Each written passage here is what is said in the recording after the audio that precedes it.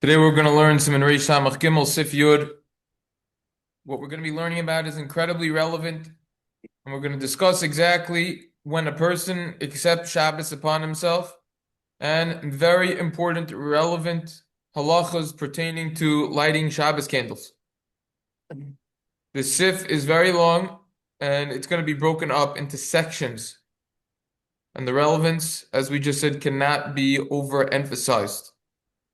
By means of a brief introduction towards the beginning of this Sif, in the time of the Gemara and in the time of the Rishonim, the custom was to accept Shabbos earlier. And they would light candles and they would daven earlier. So there's a major argument when exactly this happened. It's clear from the Gemara and Brachos, as we discussed, Chav Zayin Amar Aleph, Shulchan Aruch, and Reish Samach Zayin Sif Beis. This is referring to after the time of Plag HaMincha. There's a major argument over here. According to the Bahag, we accept Shabbos upon ourselves when we light candles, we as in women. Then you are not allowed to do prohibited activities on Shabbos. However, according to the Rosh, that's when you daven mariv. Now, even according to the Bahag, there's a discussion and there's an argument if a person could make a condition not to accept Shabbos upon oneself. We're going to start today. That's the whole introduction. We're going to start today by seeing this Bahag inside, because we're going to be discussing this Bahag at length. This is the Bahag inside in Hilchos Chanukah, actually. And the Bahag over here is discussing in a situation in which V'heichad the Kol Bo adluke ner de Chanukah v'ner de Shabbos. Coming up in around 40 days, we're going to have Chanukah. The question is, if a person needs to light the menorah, but also needs to light the ner for Shabbos, which one will come first? Do you light the Shabbos, or do you light for Chanukah? As we know, the halach is first we light the menorah. Why? If anything, we could say Tadar v'sheinu Tadar Tadar called him, and therefore you should light Shabbos first. No. De'im adlik ner Shabbos bereisho. It's also late la'adluke ner Chanukah. Because if you're gonna light for Shabbos first, so now you're not allowed to light the menorah. My time of why the kevon de adlik near Shabbos bereisha. Since you were madlik, since you lit for Shabbos first, it's our leila adluke de Chanukah. Prohibited now to light the menorah to light for Chanukah mishum de kablo le shabso ilave. Because you accepted Shabbos upon yourself. That's the Bahag.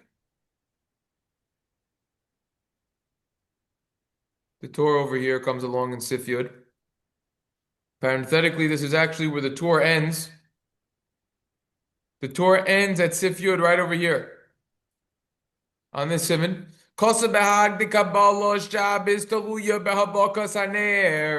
The Bahag says that accepting Shabbos upon ourselves is dependent upon when you're going to light the candles. This is going to end up being for women. The cave on Shahid Lagner Shel Shabbos, since a person lit the Shabbos candle, lit the oil and the wicks for Shabbos, you were makabel upon yourself Shabbos, you accepted Shabbos upon yourself. This is why you have to light Chanukah first, as we just saw in the Bahag. As we just said, you got to do Shabbos first, now you can't do Chanukah. Tosfos kasvu she'ein talui be'abokas haner da'afilu acher shehidlik lo'ichal olav Shabbos. But Tosfos says it is nothing dependent upon, this has nothing to do with lighting the candle. Even after you lit, it will not fall upon you. Shabbos. Even after you lit Ner Shabbos, it's still fine. Shabbos, you didn't accept upon yourself. Elo talui betfilos arvis. Shemis balal arvis chalalov Shabbos. It depends upon when you daven. Once you daven mariv, which we'll have to discuss what exactly that means, then Shabbos is accepted upon you. This is everything in the Torah, so we see that there's a major argument. We're going to see more about this in the Shulchan Aruch. There's going to be even more opinions that are going to be related over there. According to the Torah, a woman has to daven mariv. We're going to discuss. According to the Torah, women has to daven mariv what to accept Shabbos upon herself. Yeah. It's according to Tosfos. Like You accept when you daven mariv. When you daven mariv, that's when you accept. We're going to see what that means if you don't daven mariv. You're busy with watching kids. Woman's busy with watching kids. When do you automatically accept Shabbos upon yourself? We're going to get to that also. I thought we learned that already, that she automatically accepts Shabbos upon herself after she lights. Well, that's according to the Bahag. According to Tosfos, it's when you daven. That was according to what we learned all the other sifim beforehand. For a woman? Yeah. Correct. And it's going to come from here. Correct. Because we are going to hold for women like the Bahag. Okay. We're going to see exactly what that means. This is going to be the place we're going to be doing a deep dive. I'm telling you. Sif Hey and Sif Yud are packed in the seminar, incredibly enjoyable. This is where over here on the right, this is where the Bach quotes the Agudah, that the candles should be long, how long they need to remain lit over here. The Bach already points out, he says, men that light, ein bahem minhag ve'ein kabbalah Shabbos talu behalbaka. There it is.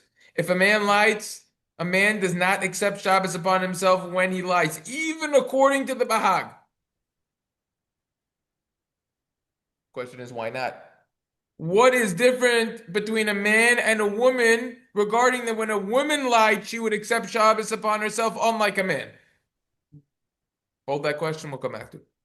Mikol mokoim toy vohem lahasnoi shaloi lekablu Shabbos achis bel.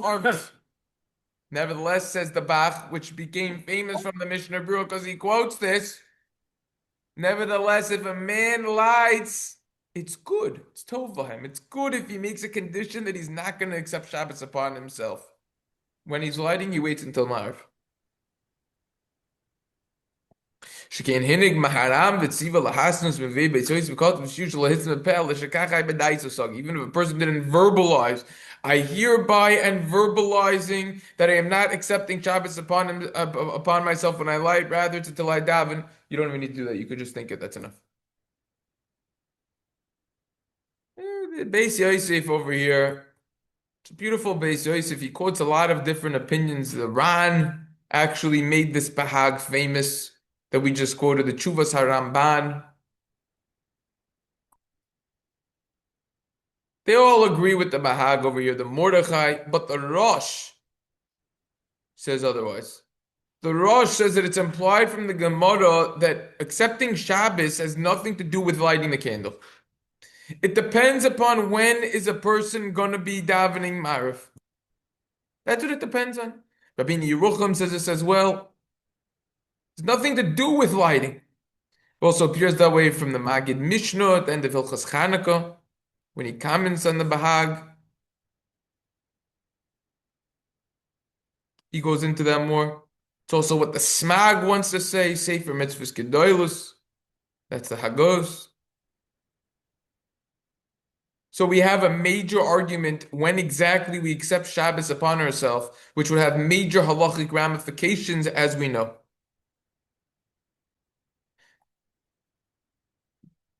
There's an idea also of making a condition when you light that you're not going to accept Shabbos upon yourself. The question is, if you don't make a condition, how are you able to put down the match or the lighter after? Mordechai is also going to discuss this. Does it need to be verbal like we just said?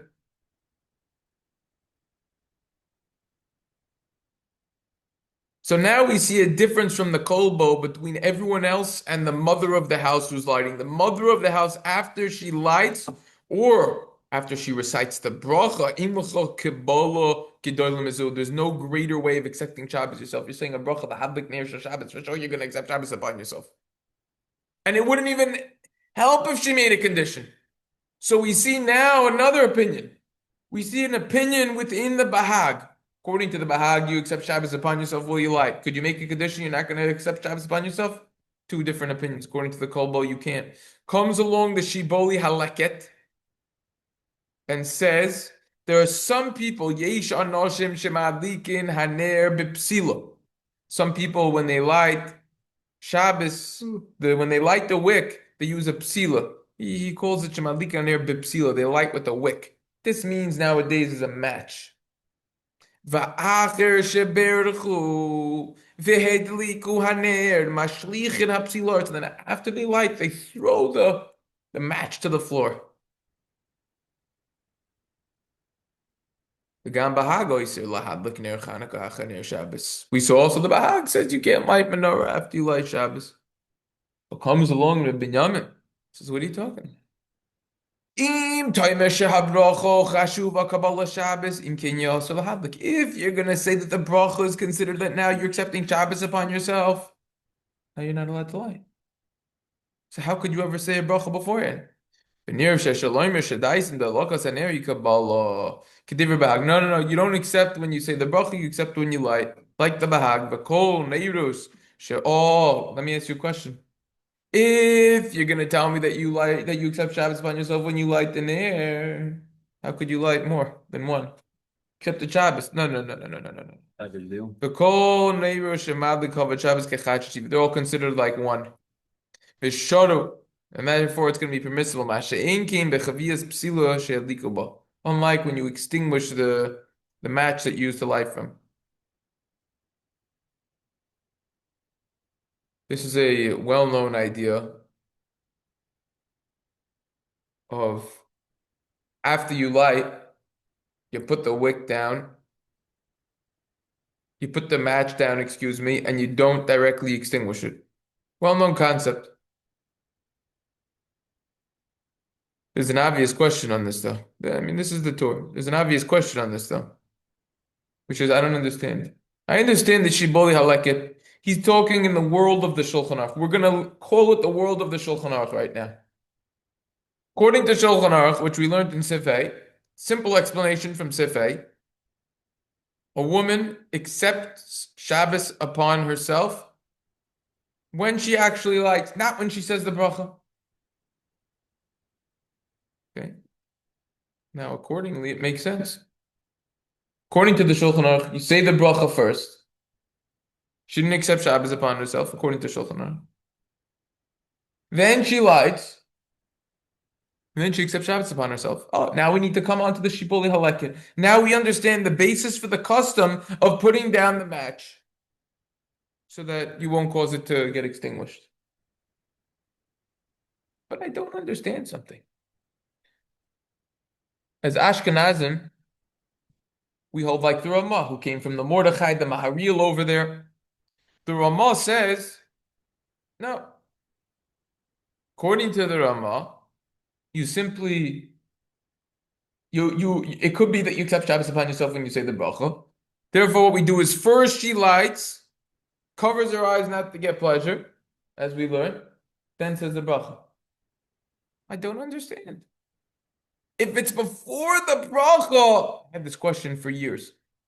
If it's before she said the beracha, according to the Rama, she doesn't accept Shabbos upon herself. If she doesn't accept Shabbos upon herself, why would there be any halachic basis? Or why would it be halachically preferable in any way, shape, or form for her to put the match down and then it would naturally extinguish? Blowing it out. Yeah. But blowing out is a whole discussion of itself, but as opposed to her going like this to shake it out, or just to turn off a lighter, why can't she use the lighter? Had that question for years. Something else which we have to discuss is the Shulchan Aruch. Let's go straight into the Machaber over here, where we're going to see some incredibly relevant ideas over here. And as we go through it, I'm going to be posing some questions, and we're going to get to all of these questions. Shulchan Aruch over here begins Sif Yud by saying, Labal halachois kedoilus. According to the Bahag that we just saw inside, Kevan shehidlik ner shel Shabbos chalav Shabbos v'neser b'melacha. Once she lights Shabbos, this is a zoom in of the Shulchan Aruch. Once she's going to light the ner Shabbos, now Shabbos, it's accepted upon her. V'neser b'melacha, now allowed to work. V'al pizeh, based on this is the Sheboli Haleket. If you look in the Beragol Osadi, I know about by heart. I don't even need to see it. Valpizen or hogus ksas nashim shachar shebershu ve'adliko hanedos mashlichos laris apsila shebiyatan shehadliko ba. Based on this, some women they have a custom after they say the beracha and then they light, they throw to the ground the wick or the match that's in their hands that they lit with. Ve'in makavos so they don't extinguish it. What does it mean they throw it to the ground? If you're going to throw the thing to the ground, it's probably going to get extinguished on its own. Shlichos la'aretz. Now this is good l'shita, so this is according to the Shulchan Aruch over here, who holds that, you accept the Shabbos upon yourself with the beracha. We're going to see there's going to be a kaf hachayim. Could we definitively conclude that the Shulchan Aruch would hold from over here that the beracha comes before the lighting? He's quoting the Sheboli Haleket, who says, "La'achar sheberchu vehedlichu." After you recite the beracha and then you light. This is going to have tremendous halachic ramifications for Svardim. So someone Svardi go like this and always says the beracha first, or is there a basis to do the waving, like what the Rama says? The answer is the latter, and it's going to be how the Kaf HaChaim understands the Shulchan Aruch. Just side point, interesting food for thought. We're Ashkenaz, but we're learning about it properly, so we might as well discuss it. Then the Shulchan Aruch quotes, "V'yesh oimrim." Some say she'imas nekoidim shetadlik she'ina mikabel Shabbos at sheyomer chazan barchu ma'od. Some say that if you make a condition before you light, you're not going to accept Shabbos until the chazan says barchu. That will help. That will work. Who is this opinion? If you look in the Ber Hagola in Os Kuf, this is the Hagos. Maimonides is quoting the Ram, or other words known as the Meir Ruttenburg, as well as the Mordechai. They all hold that you can make a condition not to accept Shabbos upon yourself. Opinion number 3 in Shulchan Aruch, She'ina mo'yelo. You cannot make a condition not to accept Shabbos upon yourself. Which opinion is this? As we already saw in the Beis Yosef, this is going to be the opinion of the Kol Bo. Name of the Rif, Rabbi Peretz, Tashpeitz. This is the Kol Bo that we saw quoted. Opinion number 4, V'yesh cholkin al bal halachas gedolos. Some completely argue on this Bahag. And they say, no, not at all. She'ein Kabbalah Shabbos talu ba'adlokas haner. When we accept Shabbos upon ourselves, that has nothing to do with lighting the candle. Ella betfilas arvis. It has to do with when we're davening mariv. That since the chazan says barchu, everyone stops working. So this is the other opinion, which we already saw. This is Tosfos, this is the Rosh that we saw, Rabbi Yerucham, the Ramban, the Rashba. This was all in the Beis Yosef, all of this. You see how the Beis Yosef translates into the Shulchan Aruch, same author, of course, Rabbi Yosef Kaira. So comes out, just to get a recap of what we're holding, we have opinion number 1, which is the Bahag. And based on that, we have the Sheboli Haleket with the whole match business, not to extinguish it. Opinion number 2, you can make a condition. That is the Mordechai, the Rami Ruttenburg. Opinion number 3, you cannot make a condition. This is all within the Bahag, by the way. That was the Kol Bo. And then opinion number 4 is that you don't accept Shabbos when you light. It's when you daven. Once the chazan says barchu in particular. Opinion number 5, l'didon, kivan she'eschilu mizmor shiur liyom haShabbos havi kebarchu l'didu. Once you begin and you say mizmor shiur liyom haShabbos, that's considered like their barchu. That's opinion number 5. You don't accept Shabbos when the chazan says barchu. You accept Shabbos when you say in Shul mizmor shiur liyom haShabbos.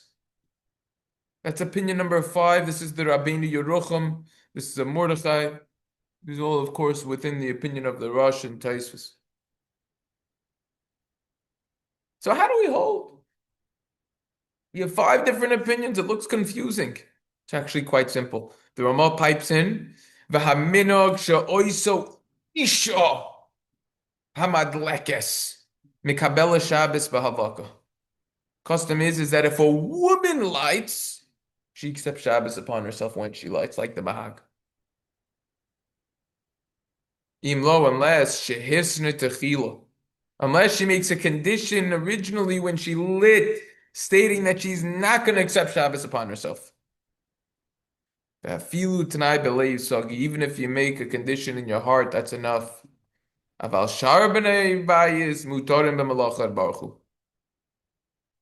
the rest of the people in the house, it's permissible for them to work. They could do muksa until barchu at Shul, aka mizmor shiur, like we just discussed. It's interesting. The Rama says barchu. You know what else is interesting? I mean, a lot of things about this, but one thing in particular over here is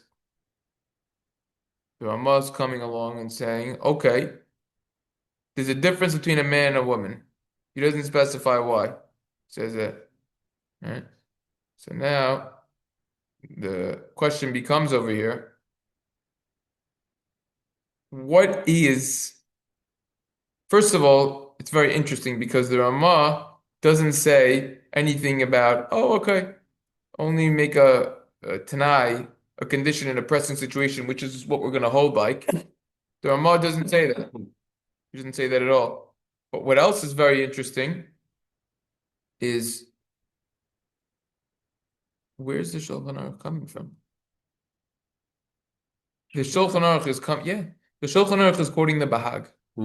Yeah. Bahag says, when do you accept Shabbos upon yourself? When you lie. To stira in Shulchan Aruch. Mamish a contradiction. Stira minei ubei. In Sifhei, the Shulchan Aruch clearly said. Oh, actually, no. It's not a stira in Shulchan Aruch. No. In Sifhei, you say the beracha first. That's good. That's like the Bahag. You accept Shabbos when you lie. The problem over here is the Rama. To stira and Ramaz, I meant to say. Rama says, when you lie, you accept Shabbos upon yourself. When you lie? Really? If it's when you lied, then why can't you just say the beracha before you lied and get a full-fledged overless yasin? You always want to say the beracha before you do a mitzvah. What do you have to do the whole charades of this thing? Because you don't want to get benefit with whoever else else. Why do you need to do that? According to the Rama, who it seems like is going like the Bahag over here to some degree, Rama's definitely not going like Tosfos and the Rosh, who says that you accept Shabbos upon yourself when you daven in Shul, whatever that means. Barchu and mizmor shiur clearly is going to go like the Bahag, who says you accept Shabbos upon yourself when you light. Oh, if you're accepting Shabbos upon yourself when you light, oh, so now we can say the beracha before. Oh, very nice. Yeah, when you light. Hold that question. The Magen Avraham opens up his commentary to this amazing sif. And he says, Aminog, Ve'im ha'ish madlik leika min haga umutter b'melach mikol makom tov lahasnos. This is straight out of the Bach that we just saw. Straight out of the Bach. Mishnah Brewer is going to quote this also. If a male lights, he has no custom to accept Shabbos upon himself, and he's allowed to work. He's allowed to do muksa. Why not? What's the difference between men and women? Why wouldn't a man accept the Shabbos upon himself when he lights? Furthermore, if he's not going to accept Shabbos upon himself, why is it good if he makes a condition? Why does he need to make a condition if he's not accepting Shabbos upon himself? If you're accepting Shabbos upon yourself and you need to do now something that you're not allowed to do, make a condition. The Kabbalah Shabbos, Shulchan Aruch says over here, the Rama said, custom is women accept Shabbos upon themselves when they lie. Says the Rama, says the Magen Avraham, v'tispalel mincha techila. You got to daven mincha first. Now, we understand why you have to daven mincha first. Mincha is connected to the previous day. Near Shabbos comes to lighting, that has to do with Shabbos. That's the next day. I easily understand that, and I agree to this halacha. It's easily understandable. The question is, let's say a woman's pressed for time, and she couldn't daven. She wasn't able to daven mincha beforehand. It's getting the last time when you're allowed to light. Is she allowed to daven mincha after she lights or not? Made it tonight.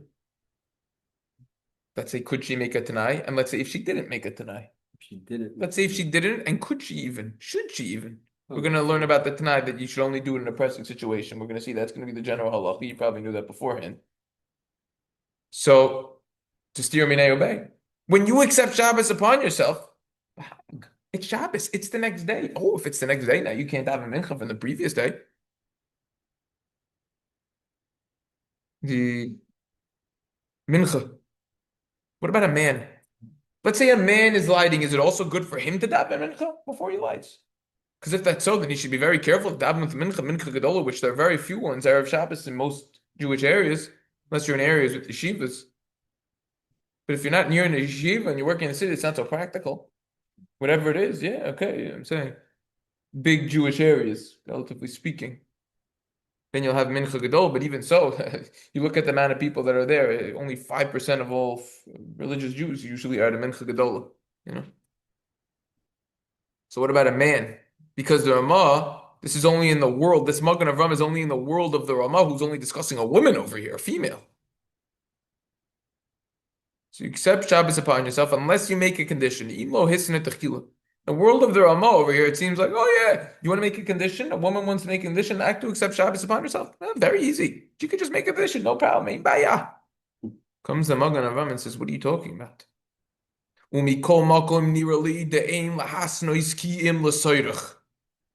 You're only allowed to make a condition that you're not going to accept Shabbos upon yourself when you light, aka a woman, in a pressing situation. Why? Let's remind ourselves, some argue. The Shulchan Aruch right over here said, some say that you can't make a condition. That's the Kol Bo. Some say you can't do it. Oh, you don't want to play with fire because according to the Kol Bo, it doesn't even work even if you did it. So we say, okay, we'll compromise. In a pressing situation, you can make a condition not to accept Shabbos upon yourself when you light. The Rama didn't say that though. This Magen Avraham became famous, number one, because it's a Magen Avraham, but number two, because the Mishnah Berurah quotes it. All these Magen Avraham, the Mishnah Berurah quotes. Every single word in this Magen Avraham is Kodesh Kadashim. It all gets quoted. It's all bottom line halacha. What did you say? But doesn't quote this tonight one? No, he does. Magen Avraham is the one who says the time. That's what we just saw. Okay. I'm just pointing out the Rama doesn't say that to only do it in a pressing situation. Only the Magen Avraham says it. It became famous from the Magen Avraham. By the way, he says, look in Sif Hey. Yeah, Sif Hey is the overlapping Sif. You got to learn Sif Yud B'Tei. No question. If you're not learning Sif Yud and Hey, you didn't learn Siman Reish Samach Gimel properly, and you don't know about lighting candles properly on Shabbos or lighting wicks and oil, we should say. The Rama just concludes, wraps up this Sif by discussing something which really doesn't have to do with anything else that we just discussed. It's going to be broken down. We'll just see it just to be yotze and get the whole thing in. Fill our obligation with that. V'ikra hadlaka, right over here, the Rama continues. V'ikra hadlaka taluya b'neir shemadlikin ala shulchan. The main lighting that we do is the candles that are on the table, by the table, right by where we're going to have our meal, right by where we're going to have our suda. That's the main lighting. Not other candles that you have lit in the house. Think about when they didn't have electricity. So you're talking about lighting other candles. No. The main show is what you're lighting then and there. You have to leave. When you light the Ner Shabbos, when you light for Shabbos, you have to leave everything there. Don't light, pick the whole candlesticks and everything and all the oil and the wicks, everything lit, and then bring it to another place. Don't do that. Question is, what about Yantif? Are you allowed to do it on Yantif? Is there a difference in bringing it inside to outside versus inside? Is there a difference outside to outside spot, inside to inside versus inside, outside, inside? Is there going to be a difference? Why? What's the story? What about a sukkah? We're going to see the Mishnah Berurah is going to make famous the Chai Odam over there. He's going to say, if you want to light in the sukkah and then bring it in. See all about it. By the way, how would you even halachically be able to pick it up after? So the Magen Avraham says, You're making a condition not to accept Shabbos upon yourself. Easy. Maybe Yantif, you want to say besistel davar heter davar, so you put something permissible, something that has value, so to say. Okay. But you see, the Rama doesn't like you doing it over here. The Rama points out and says, he quotes the Maharil, you make the beracha on the neiros that you're going to have by where your suit is going to be. But you still make sure that there's lights in other rooms because it's not going to be less than Yom Kippur, which we hold that we do light at the end of the day, even though we don't eat there. The Prima Godim points out why why a woman should daven mincha before lighting, because you already accept, if she's going to accept Shabbos upon herself, she can't now daven a weekday davening, which is from the previous day. Therefore, she should be careful to daven mincha beforehand.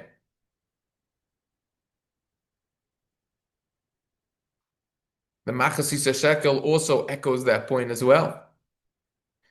He actually says if you didn't daven mincha before, guess what? If she lit, she's going to need to daven 2 marivs. She has to make up the mincha that she missed. Tashlumin. Wow, it's an obligation for him. That's right. Machasisa Shekel gives a very nice explanation over here. Oh, this is on the previous. Yeah.